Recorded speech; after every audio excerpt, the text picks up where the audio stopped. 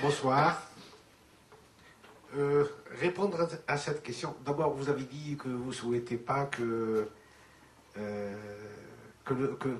Satan soit parmi nous.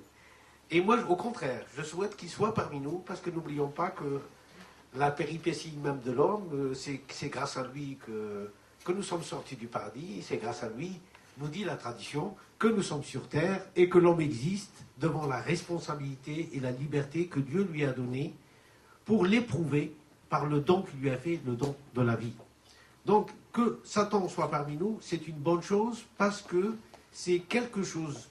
Nous croyons que Satan est toujours dans la négation, dans le négatif.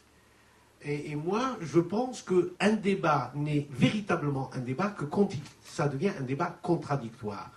Si nous sommes tous ici que les amoureux, ou nous sommes tous sur la même longueur d'onde, cette rencontre, à mon avis, ne sera pas profitable. Et pour qu'elle soit profitable, justement, il faut qu'il y ait des interrogations, il faut qu'il y ait des débats, il faut qu'il y ait des opinions différentes pour faire émerger la vérité qui n'est ni chez les sophies, ni chez les non-sophies, ni chez les musulmans, ni chez les non-musulmans.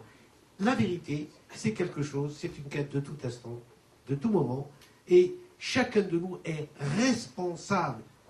Chacun de nous est responsable. Maintenant, pour situer le sophisme, parlons de l'islam. Est-ce que le sophisme est de l'islam? Est-ce que le sophisme est un autre islam? Est-ce que... D'abord, la notion de religion elle-même. Dans la tradition coranique, le prophète en tant que messager nous apprend à travers la révélation qu'il a reçue, c'est une révélation pour lui qui vient de très loin. C'est la Hanifiyya. وَمَا أُمِرُوا, comme dit le Coran, وَمَا أُمِرُوا إِلَّا أَنْ يَعْبُدُوا اللَّهَ مُخْلِصِينَ لَهُ الدِّينَ حُنَفَاءَ.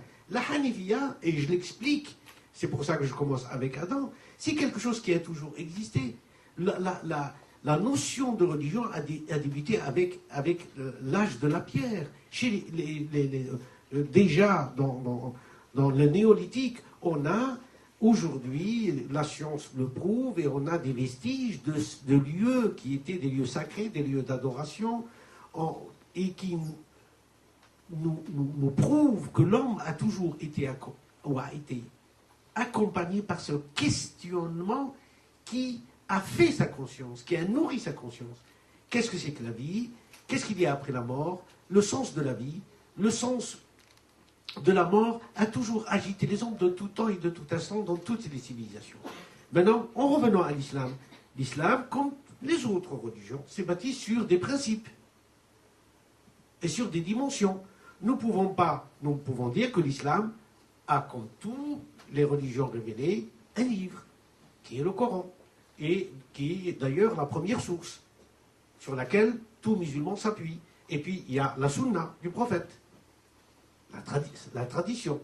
Et plus tard viendra l'ijma, viendra tout ce qui est de l'ordre du fiqh, etc., pour compléter cet élément qui ont fait de l'islam. Donc ça, nous pouvons appeler, c'est de l'ordre du culte, du cultuel. C'est de l'ordre du culte. C'est une partie, aucun de nous ne peut la nier, elle existe, elle est fondamentale.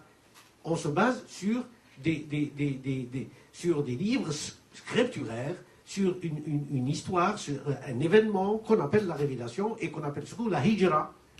Le message est bâti après la hijra du prophète de la Mecque à Médine. Mais on ne peut pas résumer tout l'islam qu'à ça. L'islam aussi a produit une civilisation, une culture. Et dans sa culture, c'est une culture d'art, d'histoire, de philosophie, de science, etc. Et c'est qui donne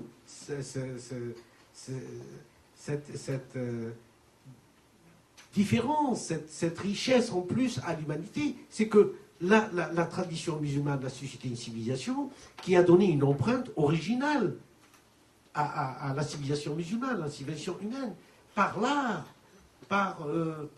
quand on regarde l'architecture, regardez autour de nous d'ailleurs, cette architecture musulmane est une architecture extraordinaire, extraordinairement belle. Elle repose sur une symbolique, la symbolique du sacré. Il a produit aussi de la musique, même si aujourd'hui le Coran est